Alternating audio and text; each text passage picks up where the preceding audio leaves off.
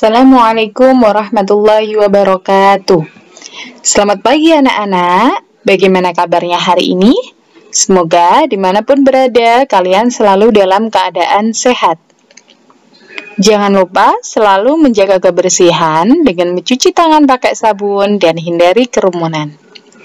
Anak-anak, hari ini Ustazah Fauzia akan mengajak kalian untuk belajar IPS. Tapi sebelum itu, Ustazah ingin mengajak kalian untuk berdoa terlebih dahulu. Berdoa mulai. Selesai. Anak-anak, materi IPS yang akan kita bahas hari ini adalah karakteristik kependudukan negara-negara ASEAN.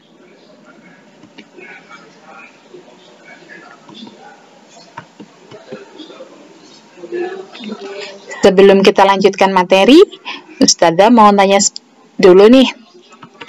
Apakah penduduk itu? Apakah kalian masih ingat?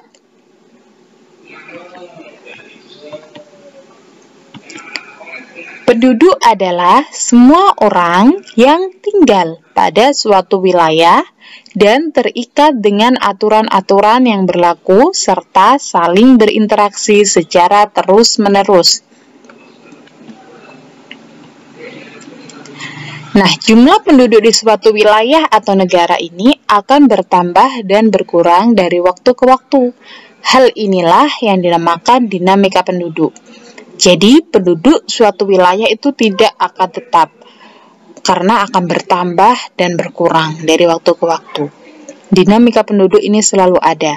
Apa yang mempengaruhi? Apa yang menyebabkan adanya dinamika penduduk? Yakni peristiwa kelahiran, kematian, dan migrasi. Migrasi itu perpindahan penduduk. Lalu dari mana sih kita mengetahui data penduduk suatu wilayah? Nah, sekarang kita bahas sumber informasi data penduduk dapat diperoleh dari yang pertama, dari registrasi penduduk, yaitu merupakan kumpulan keterangan yang mencatat tentang peristiwa-peristiwa yang mengubah status sipil seseorang sejak lahir sampai mati. Peristiwa yang dimaksud misalnya perkawinan, kematian, atau perpindahan. Contohnya, orang yang belum menikah, kemudian dia menikah, dia harus mendaftarkan perkawinannya.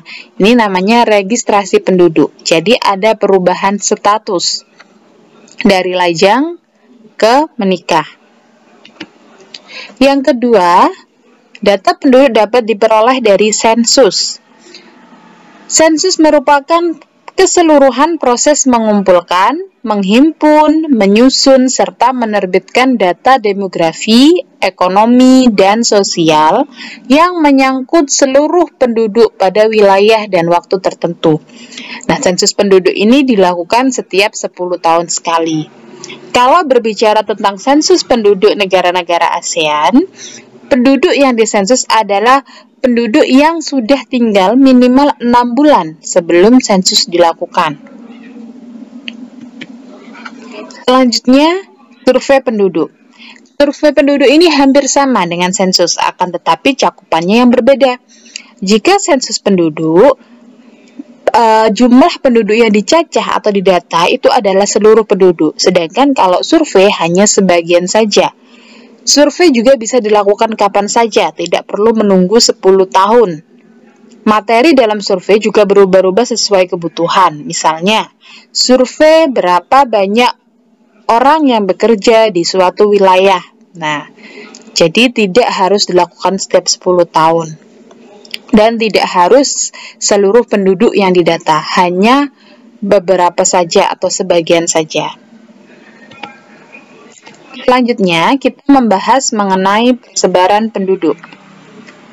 Persebaran penduduk diartikan sebagai penyebaran penduduk di suatu wilayah atau negara. Jumlah penduduk negara satu dengan negara lainnya tentu berbeda. Hal ini karena persebaran penduduk di suatu wilayah atau negara tidak merata. Kenapa bisa tidak merata? Kenapa penduduk di Indonesia dengan penduduk di Singapura berbeda? Nah, kita bahas hal-hal yang mempengaruhi persebaran penduduk. Jadi persebaran penduduk di satu daerah dengan daerah lainnya berbeda itu karena ada hal-hal yang mempengaruhi. Apa saja itu? Yang pertama, keadaan iklim. Daerah beriklim tropis relatif akan padat penduduknya. Contohnya di negara kita sendiri, Indonesia. Di sini penduduknya tergolong padat. Namun, di daerah yang beriklim kutub, seperti di daerah kutub utara dan di pegunungan tinggi, karena di sana terlalu dingin, hampir tidak dihuni penduduk. Yang kedua, bentuk permukaan bumi. Bentuk permukaan bumi ini juga mempengaruhi persebaran penduduk. Daerah yang bergelombang dengan lereng curam umumnya akan sedikit penghuninya, sedangkan daerah-daerah yang datar dan luas akan mendatangkan banyak penduduk atau akan banyak penduduk yang tersebar di sana, karena di daerah yang datar dan luas kota-kota bisa berkembang ke segala arah sehingga kota yang satu mungkin akan bersatu dengan kota tetangganya. Selanjutnya yang mempengaruhi persebaran penduduk adalah sumber daya alam. Daerah yang memiliki sumber daya alam tinggi, kekayaan alam tinggi seperti air, tanah yang subur, dan barang tambang, ini tentunya akan memiliki penduduk yang lebih tinggi daripada negara yang lainnya atau daerah yang lainnya. Selanjutnya, lingkungan budaya. Lingkungan budaya juga mempengaruhi persebaran penduduk. Yang dimaksud lingkungan budaya di sini adalah menyangkut pusat pemerintahan. Jadi daerah-daerah yang dijadikan pusat pemerintahan biasanya memiliki penduduk yang padat. Selanjutnya, adanya kota-kota besar. Kota-kota besar umumnya memiliki fasilitas kehidupan yang lengkap. Berbagai fasilitas yang terdapat di kota besar tersebut dapat menarik orang untuk pindah ke sana. Bahkan, yang pindah ke kota besar tersebut bukan hanya penduduk yang berasal dari daerah sekitar kota saja, melainkan juga berasal dari daerah yang jauh. Selanjutnya, yang terakhir adalah keberadaan daerah industri. Daerah industri ini akan mempengaruhi persebaran penduduk, karena daerah industri ini bisa menarik tenaga kerja untuk tinggal di sekitarnya. Daerah industri juga memberikan peluang bagi pengusaha lain untuk membuka usaha di dekat pusat industri, misalnya usaha warung-warung makan di daerah industri.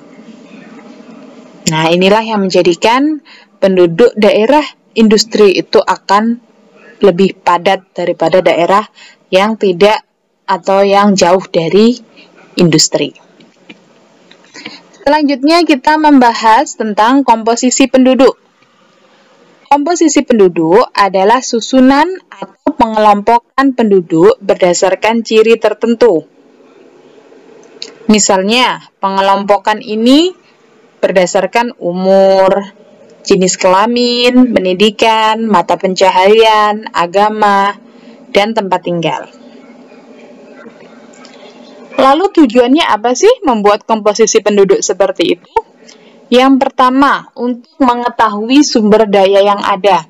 Contohnya, misal komposisi penduduk berdasarkan usia.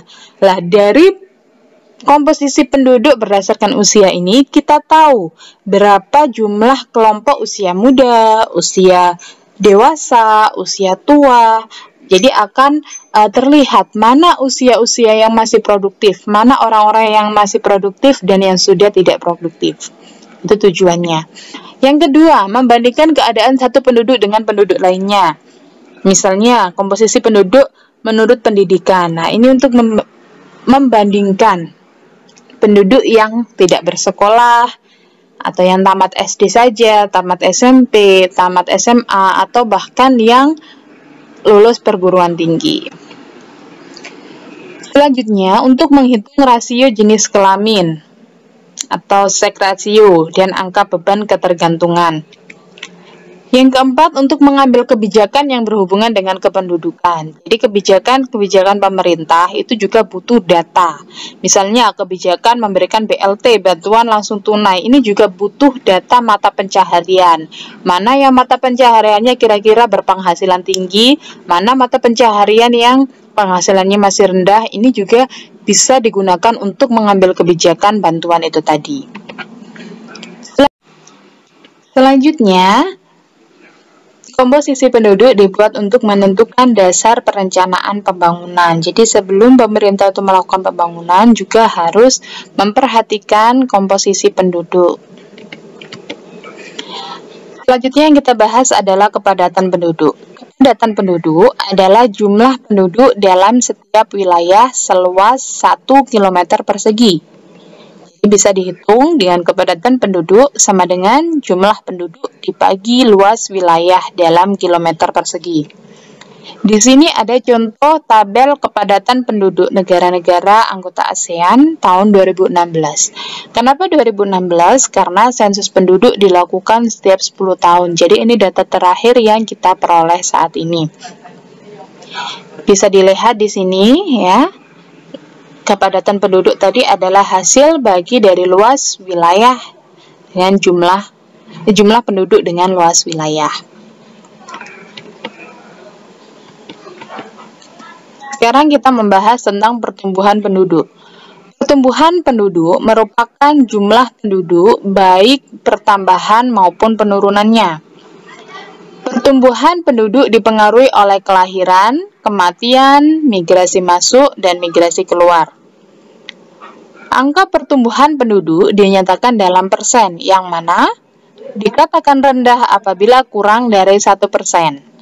Dikatakan sedang apabila di antara 1-2%. Dan dikatakan tinggi apabila lebih dari 2%. Rata-rata pertumbuhan penduduk di negara-negara ASEAN adalah 5,8%, sedangkan tinggi pertumbuhan penduduk di Indonesia adalah 5,9%. Berarti pertumbuhan penduduk di negara-negara ASEAN maupun di negara kita sendiri Indonesia ini masih tergolong tinggi. Saja anak-anak, ada yang ditanyakan? Apabila kurang jelas dan ingin bertanya, silakan langsung WA ke nomor Ustadzah Fauzia. Itu saja yang bisa Ustadzah sampaikan. Jangan lupa berdoa setelah belajar. Ustadzah akhiri. Wassalamualaikum warahmatullahi wabarakatuh.